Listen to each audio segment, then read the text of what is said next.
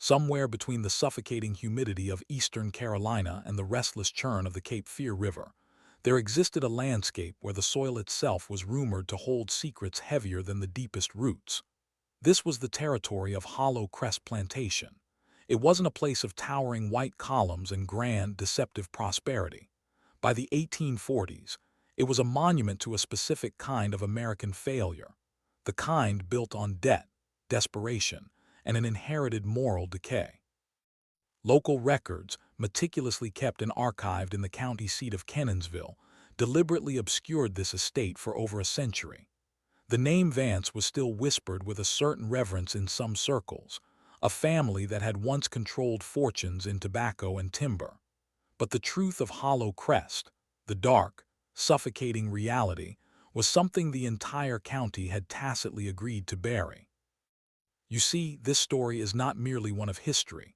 It is a crime report spanning 2 decades, a detailed accounting of how far one man would fall to avoid financial ruin, and how casually a society would permit the unthinkable. It begins not with a crime of passion, but with one of chilling, almost mathematical calculation. The horror lies in the paperwork, the cold, clinical nature of the legal mechanism he designed. A plan that required the plantation owner to systematically betray every moral, familial, and human bond he possessed. He made a pact, not with any demonic entity, but with the cold, unfeeling apparatus of state property law, a pact that cost him his own blood. It required an act so monstrous that when a single, waterlogged ledger sheet was accidentally found decades later, historians dismissed it as a fevered forgery. The entry detailed a clandestine transaction, a payment recorded in pure, unacknowledged gold coin for an asset so unique, so specific in its tragic circumstances, that it was labeled only by a code. It was not a will or a contract. It was a simple, chilling line entry in a ledger that documented a transaction that should never have occurred. The man who owned this failing enterprise, who stood at the absolute epicenter of its slow, deliberate ruin, was Nathaniel Vance. He stood just under 6 feet, possessing the broad shoulders of a man who'd once been strong, but whose vigor had been eroded by 20 years of avoiding honest labor and facing constant failure. His tailored coats from a Wilmington clothier, now years unpaid for, were the last remnants of a status he no longer held.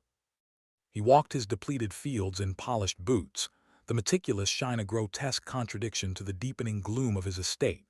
Hollow Crest was dying. The soil, exhausted by decades of single-crop tobacco cultivation and Nathaniel's stubborn refusal to implement crop rotation, yielded smaller and smaller returns.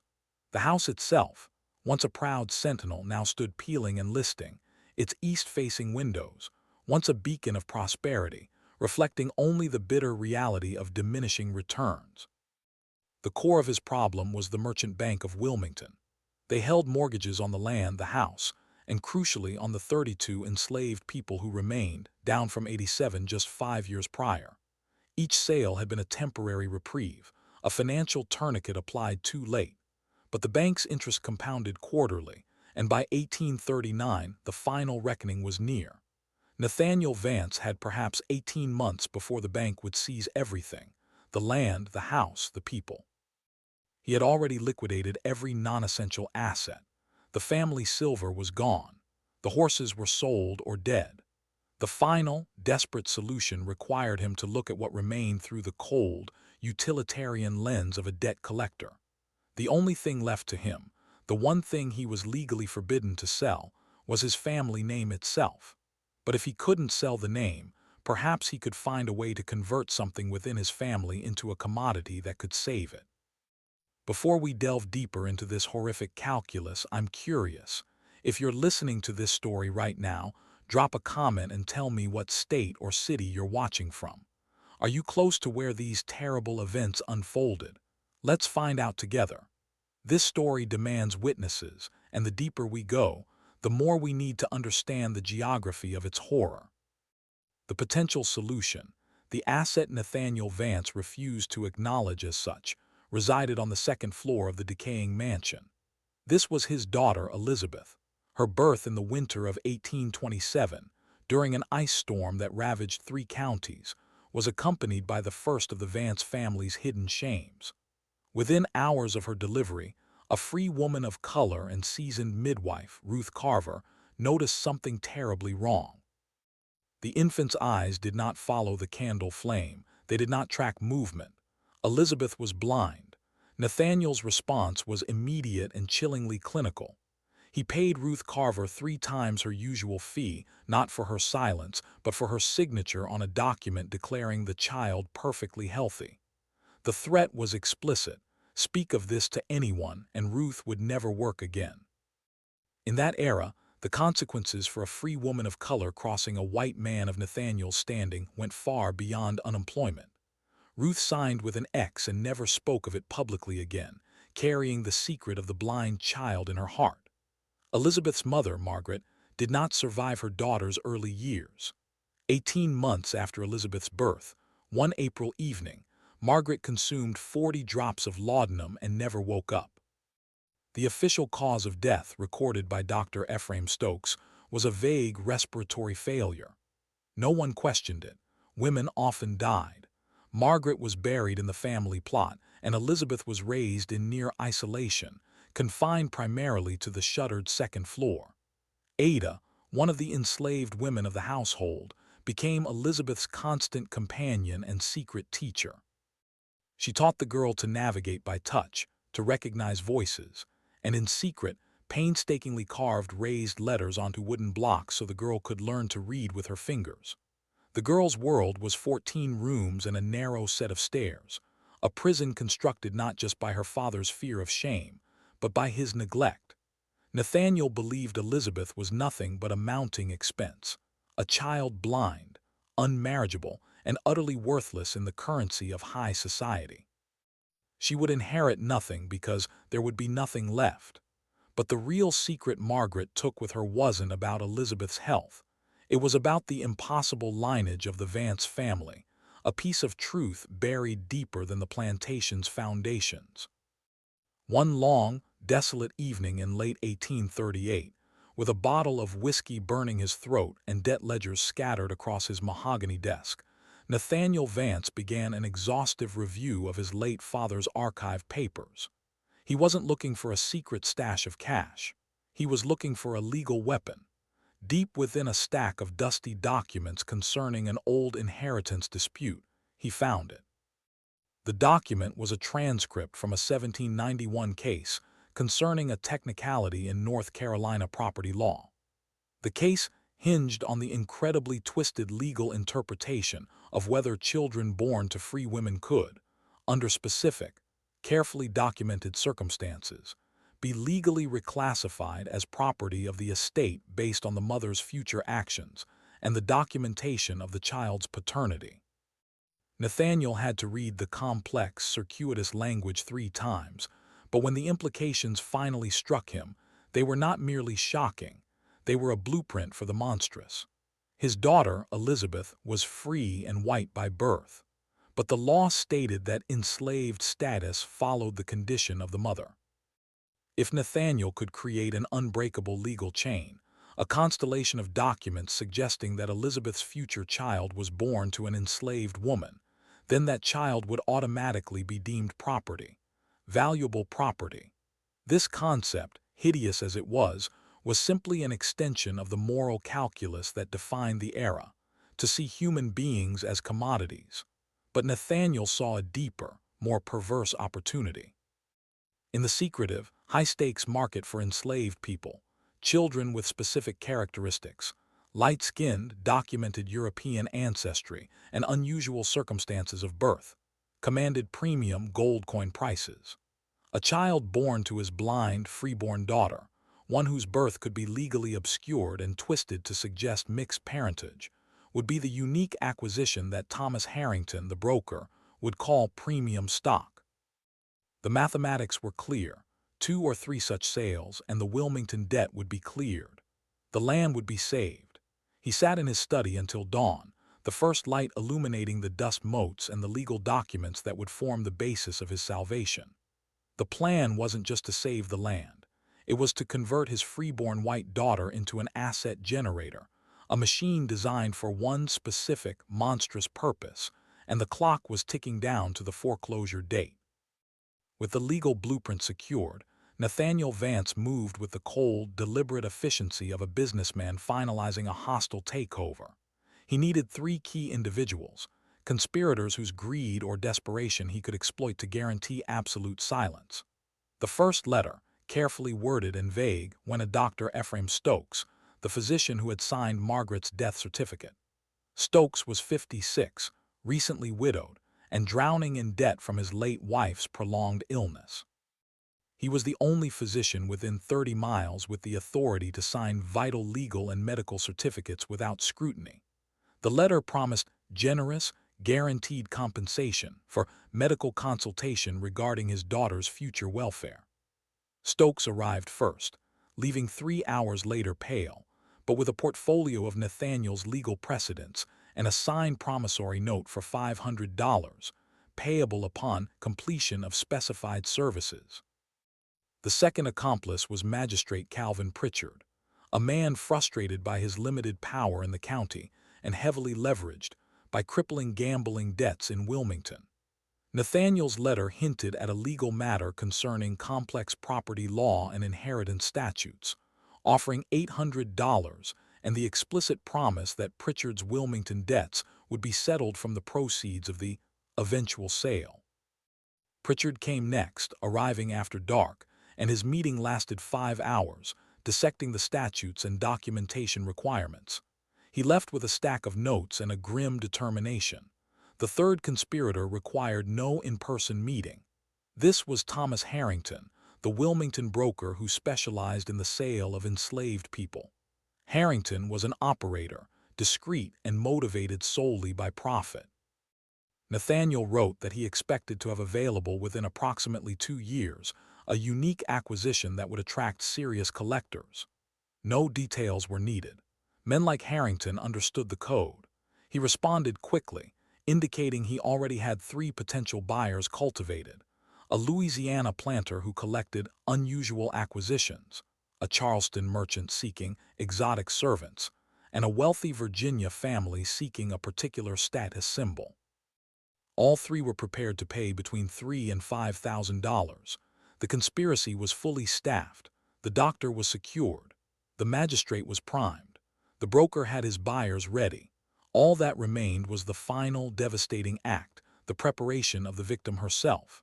Harrington's response confirmed the unthinkable. He already had 3 interested parties who would pay more than the bank debt for this specific type of human commodity, the offspring of a free woman, documented as property. The stage was now fully set for the systematic violation of his daughter. By the spring of 1845, Elizabeth was 18 years old, fully mature by the standards of the time, and her father's timeline was running out. The Wilmington Bank had given him until January 1846. Nathaniel needed a child conceived and sold within that window. The preparation of Elizabeth had been subtle, insidious, and cruel. She was now required to come downstairs for a weekly dinner, forced to navigate her terrifying new world of space and sound. Ada, her protector, coached her. 16 steps down, turn left, 12 paces to the dining room door. During these meals, Nathaniel spoke only of duty and legacy, conditioning his daughter to accept his absolute authority over her existence. He was normalizing her proximity to the downstairs world, to the very air of the men he had selected and isolated. Those men, 11 of the youngest, strongest, most visually distinctive on the plantation, including the light-skinned Jacob, Daniel, and Isaac, were now housed and fed separately, removed from the main enslaved population. They were objects of special, chilling attention. In the spring of 1845, Dr. Stokes performed his final clinical examination of Elizabeth, certifying her as physically capable of pregnancy. The examination was impersonal and detached, conducted in her dimly lit, shuttered room. Elizabeth, isolated her entire life, had no framework to understand the clinical detachment or the terrifying purpose of the assessment. Stokes documented everything and signed the medical certificate, the final seal on the monstrous plan. What unfolded over the following months was an act of calculated exploitation, not one of rage, but of cold, systematic business. The details of these months are less important than the understanding of their horror. It was a violation made possible and technically legal by the very framework of American slavery. The men were victims. Elizabeth was a victim. Nathaniel was the orchestrator, executing his plan with the efficiency of someone breeding livestock. By July of 1845, Dr. Stokes confirmed the terrible news. Elizabeth Vance was pregnant. The documentation was now ready. The falsified papers were drafted. The legal mechanism was ready to swallow an innocent life. But the doctor's signature was the final stamp of legality on an act that was anything but human, and Nathaniel still needed to dispose of the first harvest before the clock hit zero. The child, a healthy, light-skinned boy, was born in the early spring of 1846. The birth was attended not by a midwife, but by Dr. Stokes and Ada, the latter forced to witness the ultimate betrayal of her young charge. The legal machine that Nathaniel had constructed snapped into action with chilling speed. Magistrate Pritchard filed the falsified birth certificate, backdated to 1827, replacing the original in the county archives. The document suggested Elizabeth, now legally renamed Eliza, was born to an enslaved mother and that the father was unknown, thus classifying the child as a mulatto slave. This new classification was the key to the entire operation. It created a child who was legally valuable property. Thomas Harrington, the broker, secured a buyer immediately, the wealthy Louisiana planter near Baton Rouge. The man paid $5,000 in gold coin, demanding absolute discretion and a full, undeniable legal chain of ownership. The transaction was completed within 3 weeks of the birth. Nathaniel had his money. The Wilmington debt was paid off just weeks before the final foreclosure deadline. Hollow Crest was saved, but the price was the soul of his family and the life of his first grandchild. The boy was taken from Elizabeth just days after his birth, his existence a fleeting memory in her darkness. Ada was silenced by the terror of the moment and the threat of the turpentine camps. The true horror wasn't the sale of his grandchild. It was the fact that the child's existence had been documented not as a baby, but as cargo, a mere line item, destined for a specific, distant plantation far down the river, a plantation known only as Crestwood, Alabama. And no one would ever see or hear from that child again, or so Nathaniel hoped. The silence that descended upon Hollow Crest Plantation after the sale of the first child in 1846 was not peaceful. It was a cold, suffocating absence, the kind that follows a grave mistake.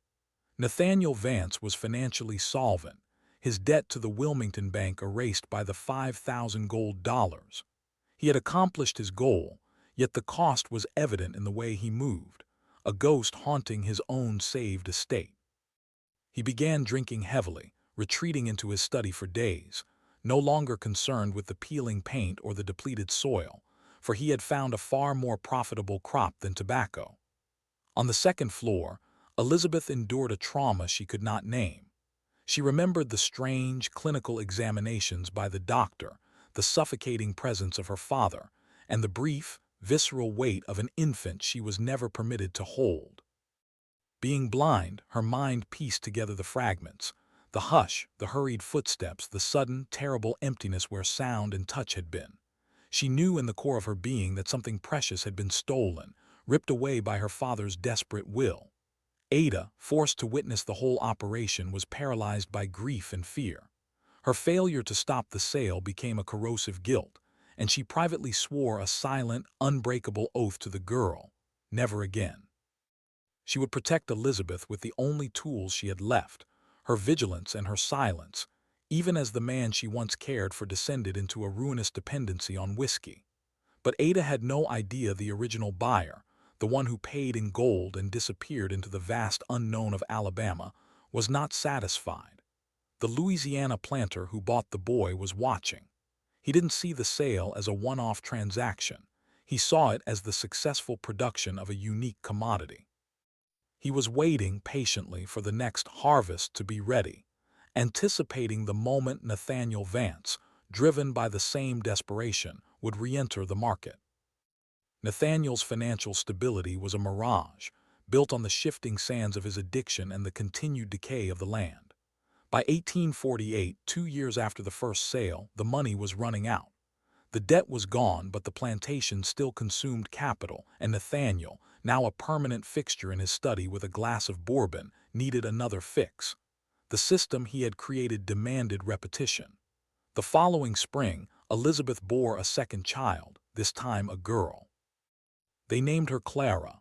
The process was familiar but faster, fueled by Nathaniel's increasing panic. Dr. Stokes and Magistrate Pritchard performed their roles with a practiced, sickening efficiency, the legal machinery churning out a new set of falsified documents. This time, the broker, Thomas Harrington, charged an even higher premium, citing the documented success and high pedigree of the first acquisition. He successfully marketed the child as a rarer, more exotic acquisition, commanding a higher price. Before we uncover where this second child went, or the unsettling nature of her new owner, I need you to pause for a moment. This story is just one dark thread in the vast, hidden tapestry of American history. If you are fascinated by these true historical mysteries, the kind that blur the line between documented fact and terrifying possibility, hit that subscribe button right now. And I have to ask you a chilling question. Do you think this was an isolated case, a unique crime born of one man's singular debt? Or do you believe this was something bigger, a secret network of individuals designed to exploit the darkest, most twisted loopholes in the laws of the time? Think about that as we continue. The money this time came from a different source. A wealthy merchant in Charleston, South Carolina, a man known for his vast collection of exotic goods and his strange fixation on collecting light-skinned house servants. This merchant's name was not one that Nathaniel ever fully committed to paper, but it was a name that would echo back to Hollow Crest years later, carrying with it a resonance of terror and ultimate consequence. The entire operation was a house of legal cards, resting entirely on the methodical corruption of public records. That corruption was the sole domain of Magistrate Calvin Pritchard. After the birth and sale of Clara, Pritchard undertook the most complex phase of the conspiracy, the swapping of the original, accurate birth certificate for the forged one. This was not a simple replacement. It required removing the true record from the massive, bound ledgers in the courthouse, the one that clearly listed Elizabeth Vance as a freeborn daughter of Margaret and Nathaniel Vance, and substituting the meticulously crafted forgery. This forgery created a legal shadow, an enslaved woman named Eliza, born to an enslaved mother, whose children would therefore be born into property status. Pritchard worked late into the night, the shutters drawn in his office above the tobacco warehouse, the flickering lamplight illuminating the ink and parchment. He dated every transfer, every property registration, and every classification document precisely, creating an unbreakable legal chain designed to withstand any future audit. He ensured that the paper trail leading to the sale of the children started not with a free woman, but with an enslaved one. He built a fortress of lies, meticulously following the twisted statutes. The entire process was predicated on the understanding that no one would ever question a county magistrate's certified documents, especially those concerning the complex, often contradictory, laws of property and parentage. But the true danger of an elaborate deception lies in the small human error. Pritchard, fueled by the stress of his debt and the necessity of speed, made a single, almost imperceptible mistake. It wasn't on the birth certificate, nor the bill of sale. It was on a deed of transfer from 1849, a peripheral document filed a month late, listing a minor error in the lot boundary description, a mistake that would one day unravel the entire conspiracy. The financial burden was lifted. By 1849, Nathaniel Vance had paid off the Wilmington Bank, the interest-bearing loans, and the debts of his co-conspirator, Magistrate Pritchard. Hollow Crest was financially secure, saved by the deliberate commodification of his own grandchildren, but the soul of the house was irrevocably lost. Nathaniel was a man without purpose, isolated and despised by the few neighbors who still dared to pass by. He had achieved financial redemption at the cost of his moral damnation, and he spent his days in a perpetual, bourbon-soaked haze. He was now a ghost haunting the prosperity he had purchased with blood money. The family's isolation became a topic of quiet, horrified discussion among the community's moral center. The local minister, Reverend Thomas Gaines, had not forgotten the arrogance with which Nathaniel had stormed out of the church years earlier, nor the subsequent silence surrounding the plantation. Gaines recognized the pattern of corruption and the telltale signs of a man whose conscience had been utterly sacrificed. Since he could not speak openly, to accuse a prominent landowner of such an unthinkable crime would be career suicide, if not worse. The Reverend began keeping his own private, detailed archive. This was not a church ledger. It was a personal journal, a collection of coded observations, dates, and veiled accusations.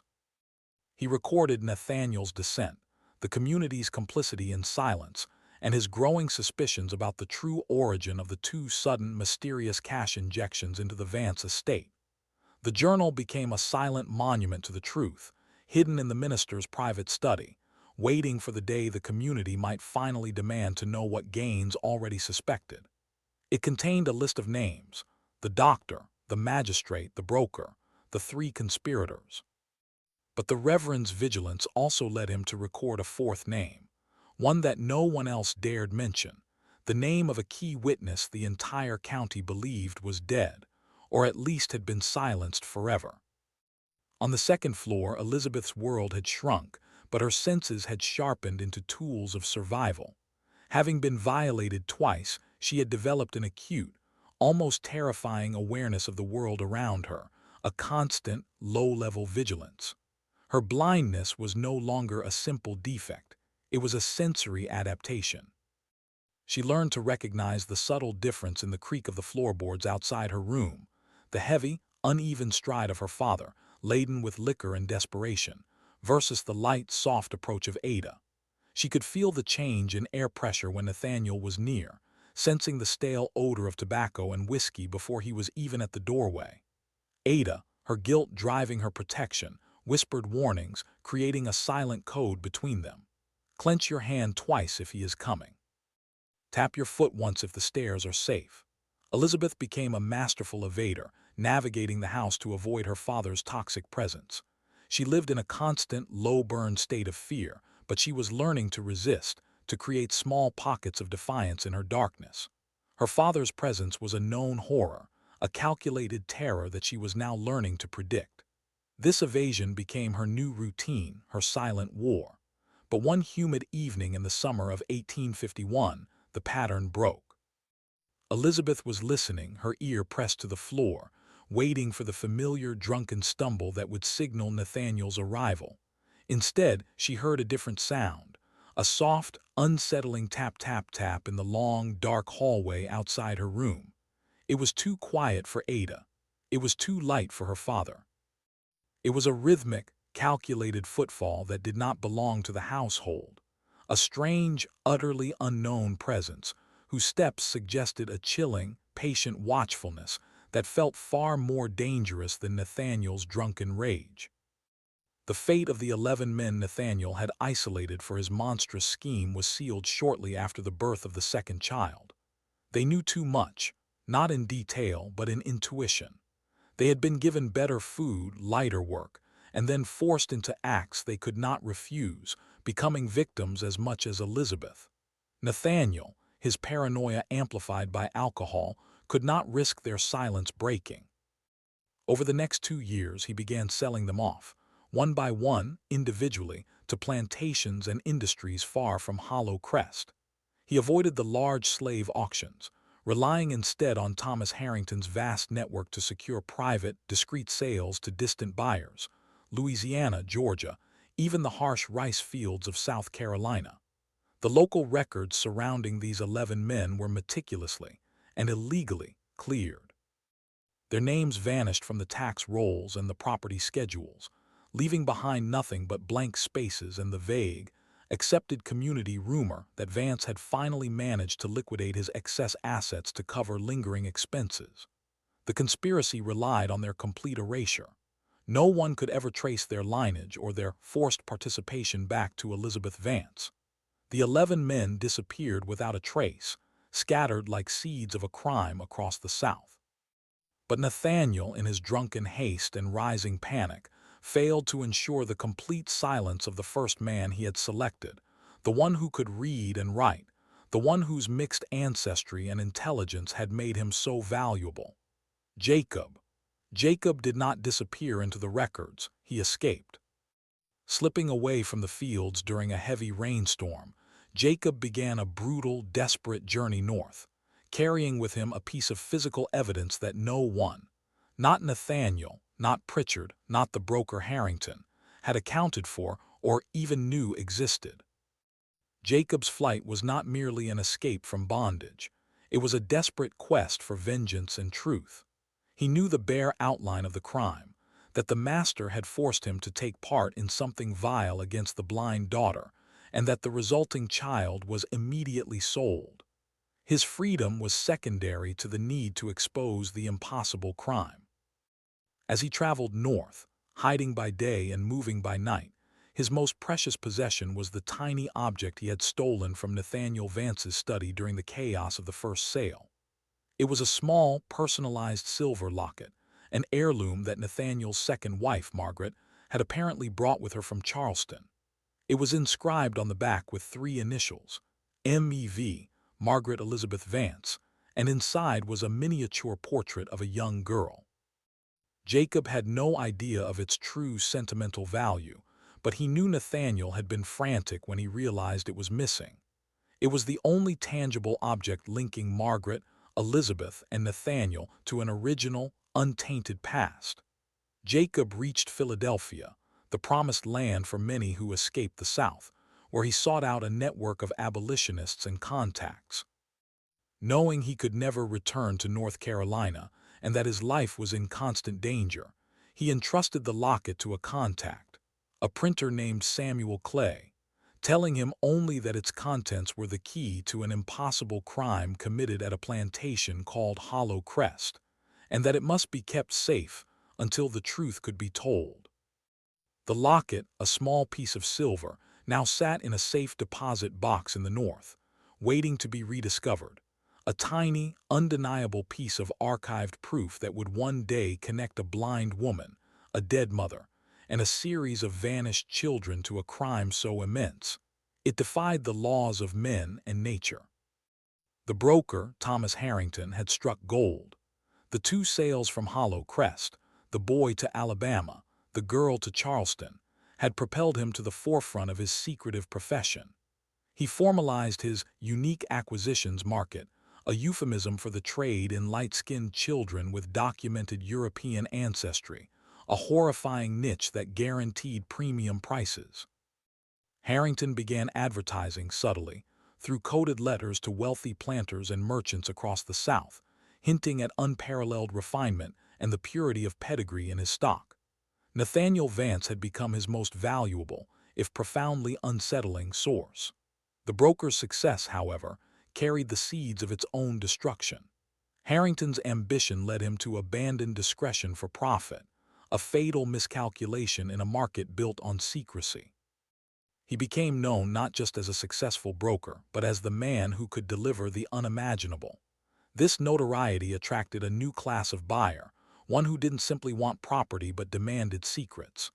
This new buyer, a powerful sugar planter from Louisiana named Antoine Dubois, wasn't interested in a mere acquisition. He was interested in the source, the mechanism of production. Dubois' inquiries were too pointed, his questions too specific.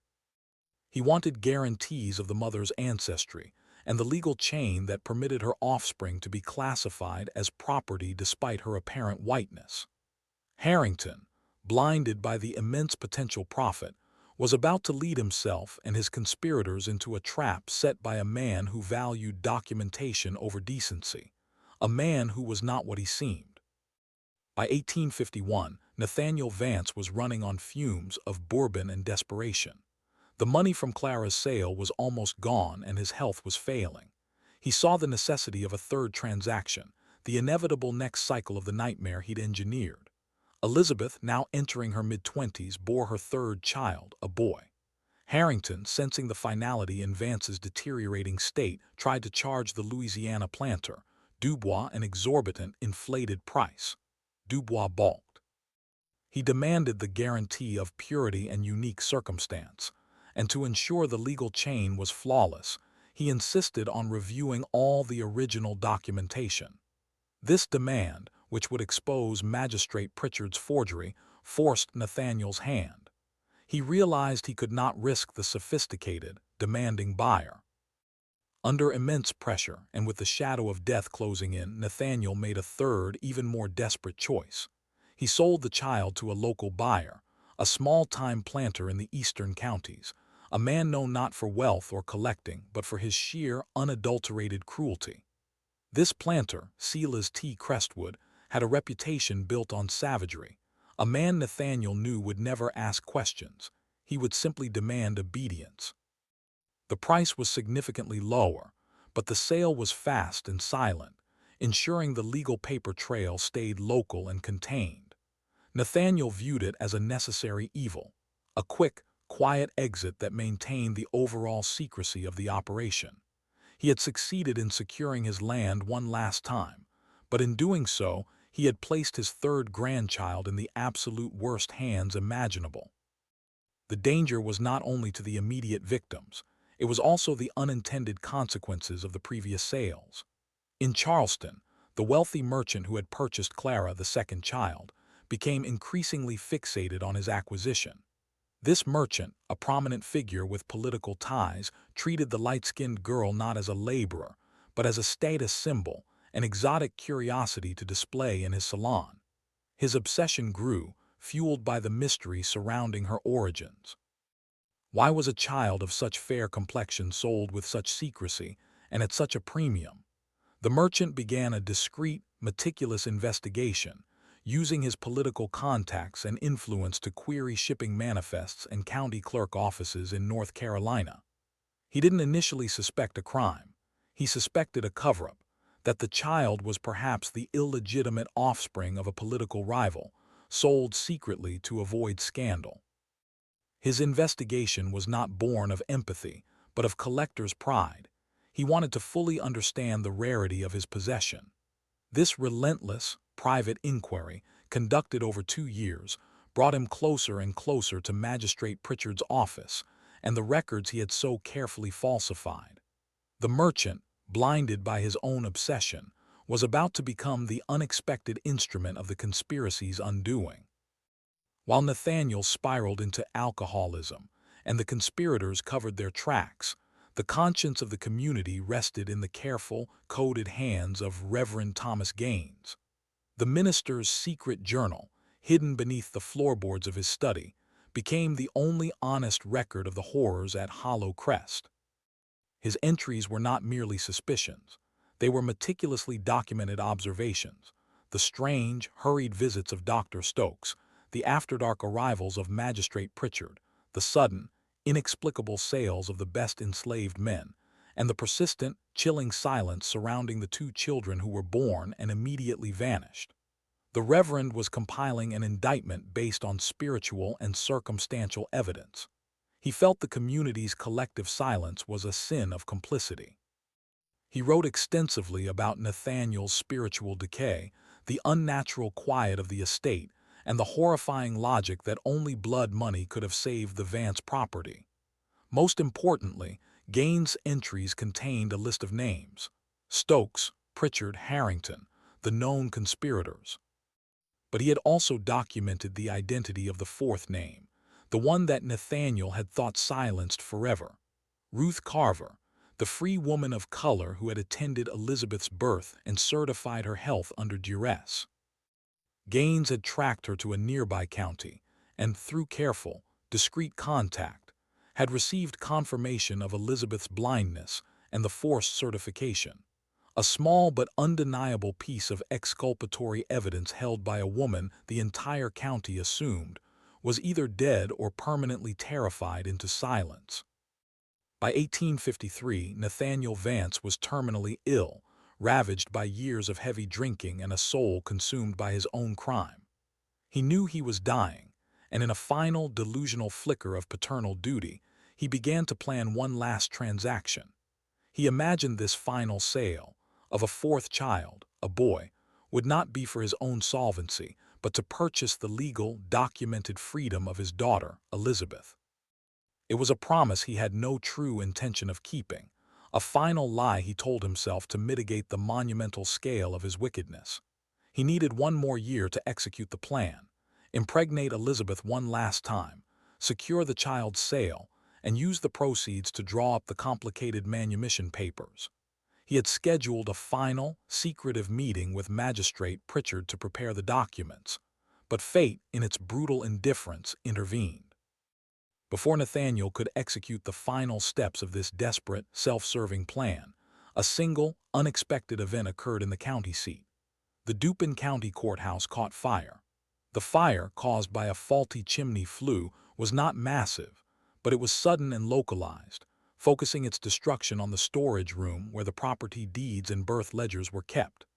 The intense heat and water damage illuminated Pritchard's secretive work, accidentally exposing decades of falsification. Magistrate Pritchard received the news of the courthouse fire in the dead of night. Terror-stricken, he raced to the county seat, arriving as the local fire brigade fought the smoldering embers. His sole mission: retrieve or destroy the bound ledger containing the two versions of Elizabeth's birth certificate and the property transfer deeds. Pritchard managed to save the majority of his most recent forgeries, pulling them from the damp, charred remains of the archive. But in the chaos and the smoke, a crucial piece of evidence was left behind. The fire and water had acted as an accidental chemical agent. A small, waterlogged and charred fragment of the original true birth certificate, the one Pritchard thought he had removed entirely, flaked off the brittle ledger page.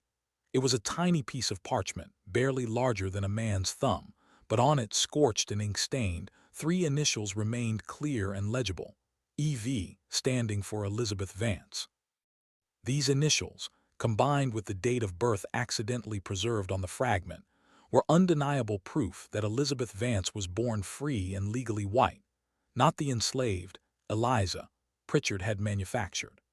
The fragment was meaningless to the smoke-choked clerks who cataloged the salvaged material, but it was the first crack in the legal fortress, a piece of truth waiting in the new, disorganized county archives to be discovered by a person with the right motive and the right knowledge.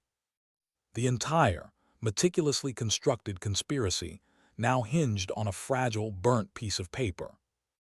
Despite the near catastrophe of the courthouse fire, Nathaniel Vance moved forward with his last transaction.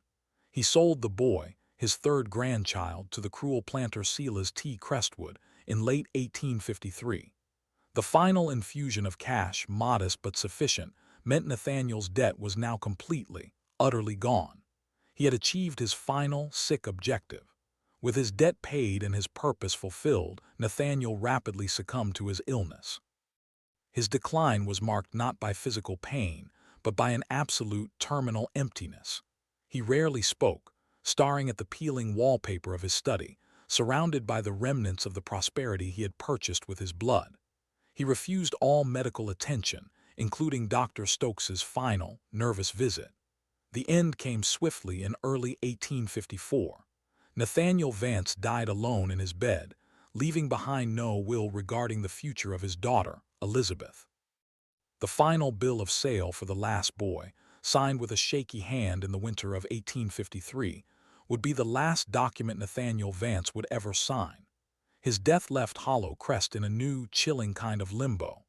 The land was debt-free, but its owner was dead, and the assets he had created, Elizabeth and the few remaining enslaved people, were now property of the estate, awaiting the indifferent, profit-driven decisions of his legal inheritor. Nathaniel Vance's death in early 1854 plunged Hollow Crest into a deep, administrative chill. No will was found regarding Elizabeth. Having successfully reclassified her children as property, Nathaniel never bothered to secure his daughter's own legal status, either through manumission or by properly establishing her inheritance as a free woman. Legally, she remained his legitimate daughter, free by birth, yet practically, she was a blind, isolated woman with no advocate, no money, and no documents to prove her freedom. The courts, looking for a clear path, transferred the entire estate, the depleted land, the house, and all remaining human assets, to the nearest living relative, a distant, indifferent cousin named Silas Vance, residing in the rugged territory of Tennessee. Silas was a man focused on his own meager affairs and his own mounting debts. He saw Hollow Crest not as a legacy to preserve, but as a financial headache, a distant parcel of land in the swampy lowlands of North Carolina. His only directive to the local executor was simple, brutal, and profit-driven: liquidate everything. Sell the land, sell the furnishings, and sell the people. This included Elizabeth. Silas Vance, without ever meeting her, made the final, cold decision that sealed her fate. She was to be sold, a final, defective asset from the Vance bloodline. He viewed her blindness not as a tragedy, but as a defect, a condition that would reduce her value on the auction block, a defect he would simply have to absorb in the final accounting. But Silas's accountant, reviewing the estate's chaotic finances, noticed something deeply anomalous: a massive, unexplained cash injection from previous years, followed by 3 highly suspicious sales. The balance sheet contained a cryptic line item, repeated 3 times, listed only as child, unique acquisition, each carrying an enormous, unexplained valuation recorded in gold. Elizabeth's new reality was instant and horrifying. She was immediately reclassified by Silas Vance's executor from an unwanted family member to a literal piece of chattel, an itemized asset of the estate. The distinction that her children were sold as slaves did not immediately apply to her, a freeborn white woman, but in the chaos of a distant executor and a community eager to be rid of the Vance taint, the paperwork of her freedom was simply ignored. She was now a commodity. The executor, a local lawyer eager for his commission, viewed her blindness as a significant flaw. No one wanted a sightless house servant. She was likely to be sold for field work or, more probably, for domestic work in a far-off territory. Ada, her longtime protector, was listed as part of the same lot. The emotional degradation was palpable. Elizabeth was forced from the familiar safety of her shuttered second-floor room, her prison for 27 years, and locked in the small, damp quarters beneath the main house with the other enslaved people awaiting sale. She was stripped of her name, referred to simply as the blind girl. Ada remained with her, a silent anchor in the terrifying darkness, whispering reassurance and the necessary instructions for survival. The lawyer's hurried inventory of Nathaniel's study was haphazard. He missed the concealed pocket in the desk where Pritchard's forged copies were kept, but he did find Thomas Harrington's coded ledgers detailing the sale of the unique acquisitions. The sight of the accountant's cryptic notation, child, unique acquisition, was the first sign that this was no ordinary liquidation. It indicated that the estate possessed a secret, and that someone, somewhere, had paid a premium for the bloodline now up for sale. The journey from Hollow Crest to the auction house in Wilmington was brutal.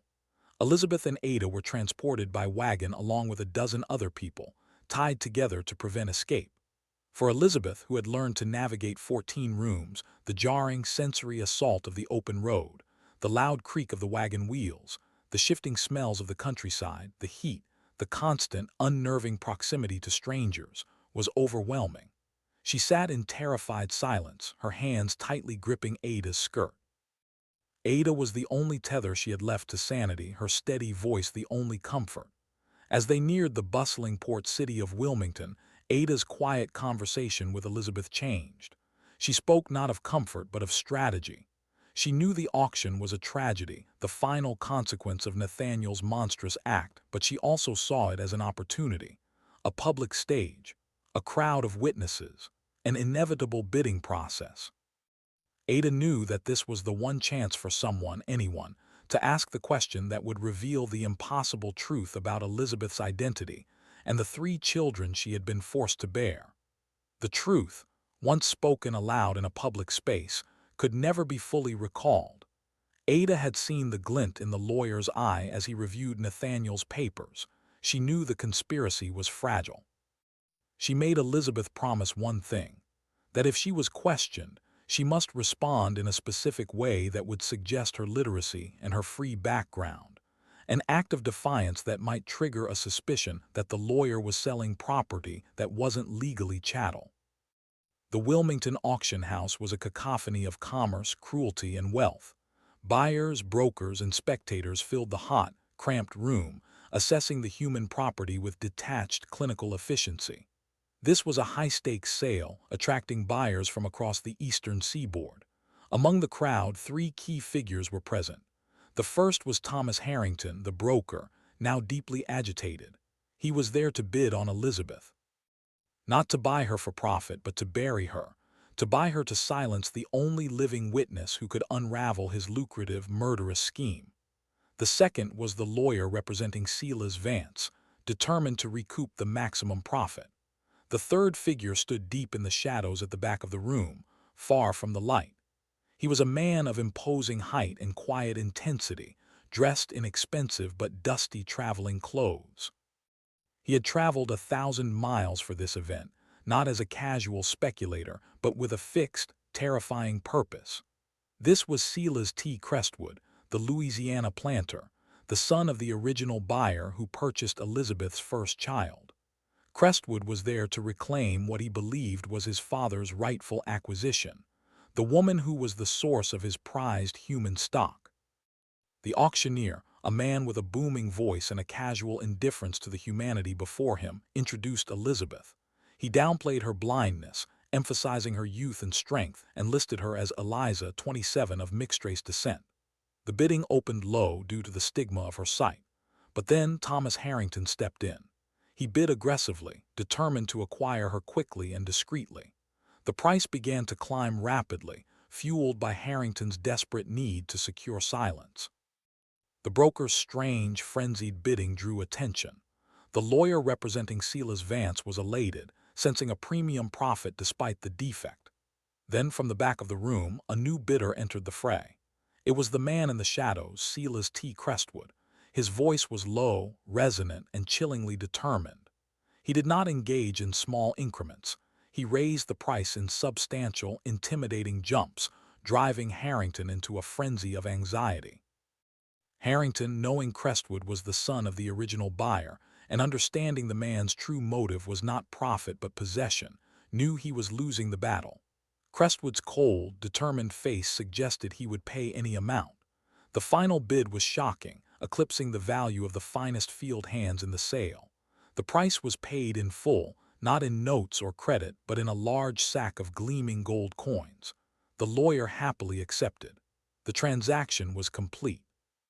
The name of the buyer, a man called Silas T. Crestwood, sent a cold, sickening wave of fear through Harrington, who watched, defeated, as Elizabeth was led toward her new owner.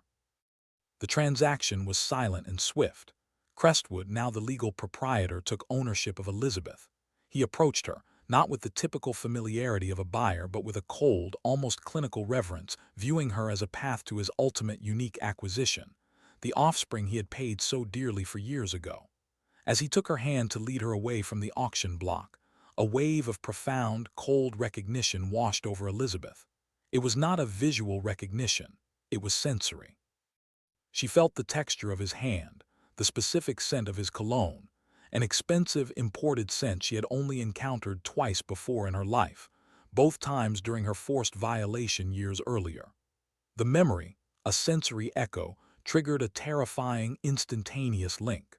Her blind eyes, which saw nothing, fixed on the empty space where her father, Nathaniel Vance, had once stood during those forced weekly dinners. The sudden realization, the familiarity of the man leading her away, the weight of the name Crestwood, the echoes of her two sons and her daughter, was a moment of pure, blinding horror. She knew instinctively, utterly, that this man, the one who had just purchased her, was a direct and horrifying link to the deepest trauma of her life. He was not merely a buyer, he was an extension of her father's crime. Thomas Harrington knew the conspiracy had failed the moment Crestwood's gold hit the counter. Crestwood was the son of the original buyer, and he had just paid a phenomenal sum for Elizabeth, indicating his intent was not labor but investigation. The truth was no longer buried in an obscure county courthouse. It was now held by a powerful, wealthy man who had paid too much and was demanding answers. Harrington fled the auction house, his face pale with terror. He rode immediately, relentlessly, to the county seat to warn the one man who could still possibly protect them, Magistrate Calvin Pritchard. The magistrate, sobered by the news of the auction and Crestwood's determined purchase, was frantic. The fire hadn't been enough. Pritchard knew the legal chain he had so meticulously constructed was now held by an enemy who had the means and the motive to unravel it, link by illegal link. His fate and the fate of the entire network of deception was now bound up in the actions of the man who had just bought Elizabeth Vance. Pritchard looked at his remaining forged documents, the final testament to his years of corruption, and realized the charade was over. The only thing he had left was a final act of desperation. He prepared to flee, but not before retrieving the copies of the falsified documents, intending to use them as a final bargaining chip. He was too late. The law, in the form of a heavily armed investigator hired by Crestwood, was already waiting at the door of his office, demanding access to the county's public records. The journey from Wilmington was long, arduous, and silent. Elizabeth was transported south and west, away from the familiar coastal air of North Carolina, toward the deep, humid heart of the Deep South, Silas T. Crestwood's sprawling plantation in Alabama. Crestwood was not a typical master. He was silent, aloof, and rarely engaged with Elizabeth directly. His questions, however, to Ada, who was bought alongside Elizabeth as a necessity, were pointed and unsettling. He inquired meticulously about Elizabeth's habits, her memory, her reaction to the sound of children's voices, and the specific routine of her life at Hollow Crest. He was not gauging her utility as a servant. He was taking inventory of her memories. Elizabeth, sensitive to every nuance, felt the terrible weight of his scrutiny. She was terrified of the unknown, but Crestwood's presence began to trigger a deeper, more chilling recognition than just the scent of his cologne. His questions, his calculated pauses, the cold, almost mathematical way he reviewed the financial documents every evening, it was all disturbingly familiar. Ada, watching the dynamic, pushed to the breaking point by the relentless travel and the suffocating secret, finally recognized a flicker of something terrifying in Crestwood's eyes. It was a precise, calculated cruelty, a patrician arrogance masked by quiet efficiency, a mirror image of the cold determination she hadn't seen since Nathaniel Vance was planning his first sale. The truth was not just in the records, it was in the bloodline, and Ada knew they were walking into a trap set by a man far more dangerous than the one they had just left. Silas T. Crestwood was not a planter. He was a collector of secrets. His vast wealth was built on sugar, but his passion was documentation and lineage. The gold he paid for Elizabeth was merely an entry fee to an archive of horror. Crestwood was the nephew and heir of the original Louisiana planter who purchased Elizabeth's first child. His father, obsessed with the unique acquisition, had died trying to prove the child's improbable origins. Crestwood inherited the obsession and the gold, driven by a need to legally and definitively categorize his prized possession. He spent his first weeks with Elizabeth immersed in the paperwork he acquired from the Vance estate lawyer. He found the coded ledgers, the shipping manifests, and the falsified property transfers. He was looking for the anomaly, the error that Nathaniel, Pritchard, or Harrington had missed. Deep in a stack of old, brittle business correspondence, Crestwood found a small, fragile envelope tucked away in a ledger's binding. It was marked in Nathaniel Vance's faded hand, proprietor's private stock. Inside there were no deeds or contracts. There was only a single recent photograph, a delicate daguerreotype commissioned by the late Louisiana planter. The image was of a young man, perhaps 19 years old, with pale, striking features and the unmistakable bearing of high status. The picture was a portrait of Elizabeth's first child, her son, now grown up, wearing an antique locket.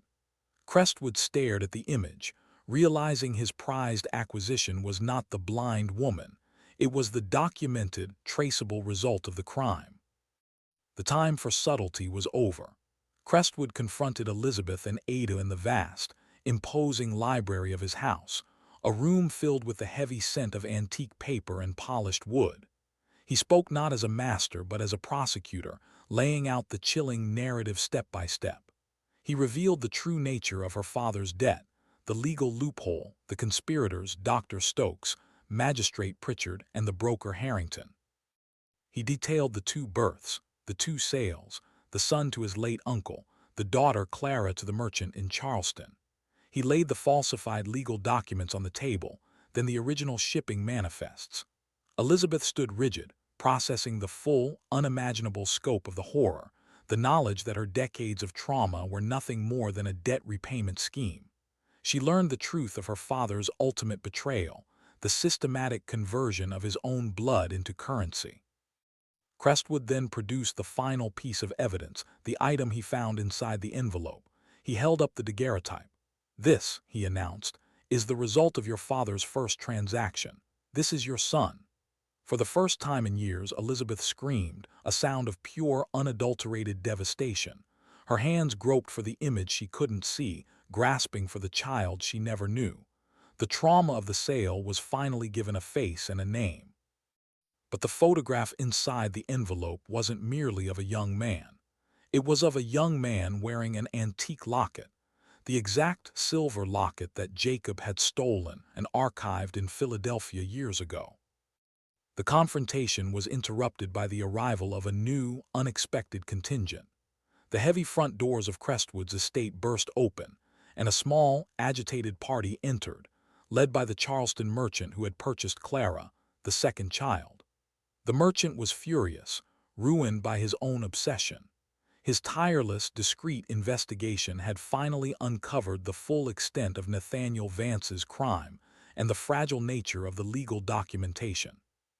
He had realized his prized possession, the girl Clara, was not only born free but was the daughter of a white woman. This meant his property was, legally, not property at all, and his reputation was now dangerously compromised. He demanded Elizabeth, the mother, believing her acquisition would somehow mitigate his legal risk. But then he saw her. He recognized the blind woman from the whispered, suppressed rumors of Hollow Crest. As the merchant stared, he was accompanied by his own daughter, a poised, beautiful girl of 15. This was Clara. The two women, mother and daughter, stood separated by the sheer, insurmountable distance of wealth, race, and legal status. The horror reached its emotional peak.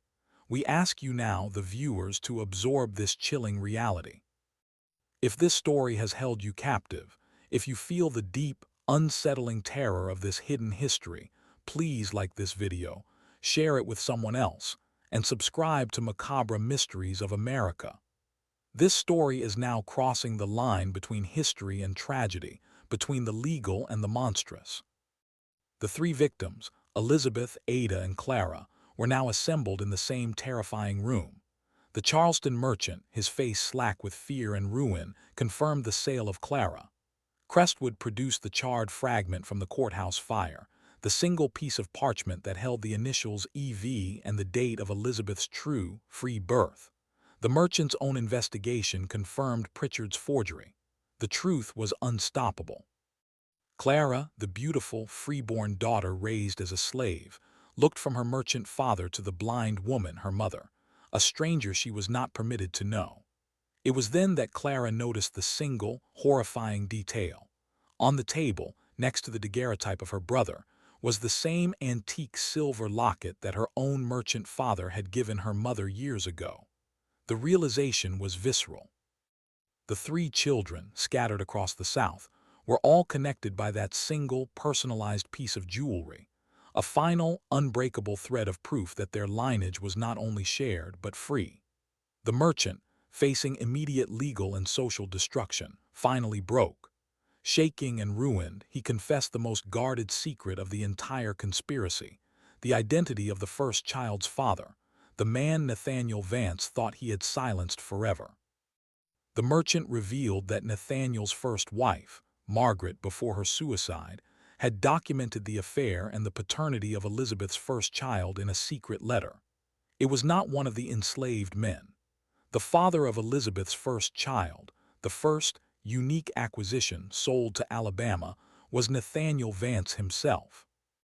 The final, agonizing twist was revealed. The child Elizabeth bore first, the one sold to the Louisiana planter, was the product of Nathaniel Vance's ultimate, final act of incestuous abuse, a violation of his own daughter, carried out in a desperate effort to secure a high-value mulatto child for sale. Nathaniel had documented his own paternity in a falsified contract hidden in his archives, believing it would increase the child's value on the premium market. The merchant, who had stumbled upon the full, horrific documentation during his investigation, now confessed everything. The three conspirators, Stokes, Pritchard, and Harrington, were ruined. The legal fallout was immediate. Crestwood, now seeing himself as an avenging archivist, used his wealth to expose the entire network, securing the arrest of Pritchard and Stokes. Harrington, the broker, fled the South entirely, only to disappear into the chaotic shadows of the Mexican border. Elizabeth, emotionally shattered but legally vindicated, was declared a free woman. Ada, her loyalty proven, was legally freed by Crestwood in gratitude for her silent protection of the truth. The Vance estate was seized by the state of North Carolina, the cursed land finally taken from the family name, never to be owned by a Vance again. The aftermath was messy, incomplete, and deeply unjust. Elizabeth, blind, traumatized, and now free, found sanctuary with Ada in the North, choosing a life of quiet anonymity over the public spectacle of justice. The ultimate fate of her three children, the boy in Alabama, the girl Clara, and the third boy, remained uncertain.